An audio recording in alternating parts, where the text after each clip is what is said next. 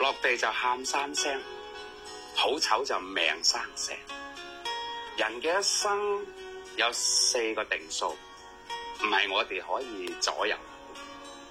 第一個就係生死，生死咧唔係指養生。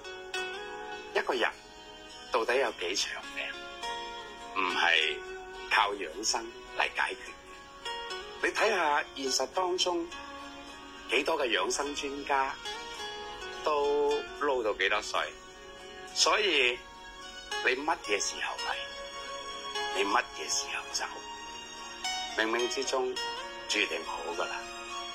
第二個咧就係姻緣天注定，你遇到乜嘢人，可唔可以攜手一生，冥冥之中咧亦都係安排好噶啦。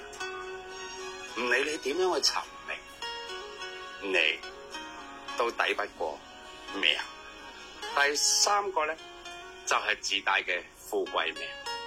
有啲人咧，無論佢幾咁努力，就硬係好似同財富擦肩而過。而有啲人，你睇佢好似好輕而易舉，咁就大富大貴啦。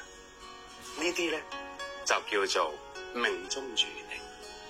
第四個咧就係仔女，緣分注定你擁有點樣嘅仔女，佢孝唔孝順，有冇出息，呢一切都係命中注定嘅，冇得強求。